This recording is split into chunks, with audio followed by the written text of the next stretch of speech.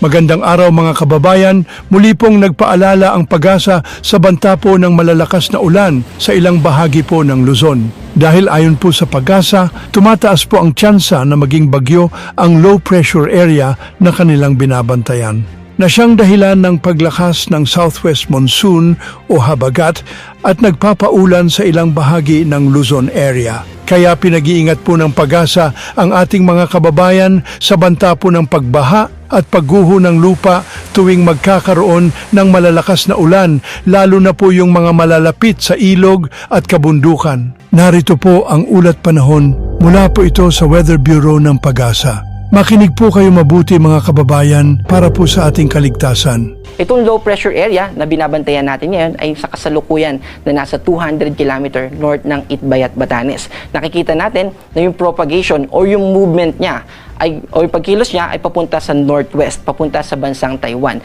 Inaasahan natin na magde-develop siya into tropical depression sa susunod na 12 hours. Pero kapag hindi siya nag-develop sa loob ng 12 oras ay magiging hindi na favorable. Magiging mas maliit na yung chance niya na maging ganap na bagyo dahil sa mga conditions, halimbawa yung pagtama niya sa kalupaan ng Taiwan.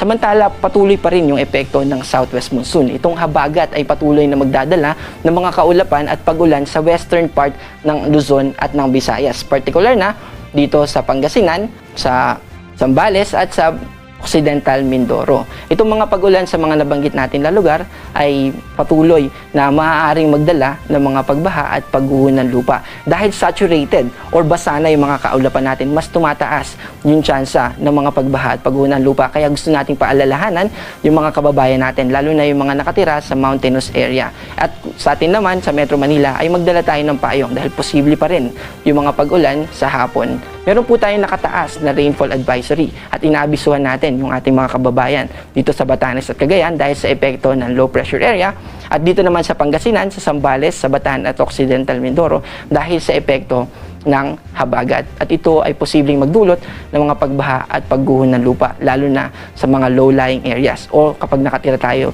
sa mountainous areas para naman sa mga pagguho ng lupa.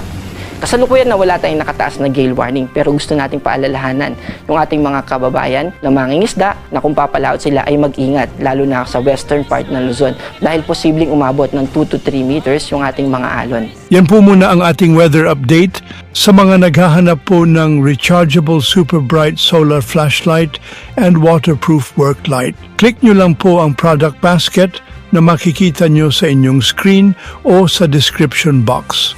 Para sa mas mabilis na updates, huwag kalimutang i-like, i-share at mag-subscribe sa channel na ito. Hanggang sa susunod na ulat panahon, stay safe and weather-wise mga kabayan.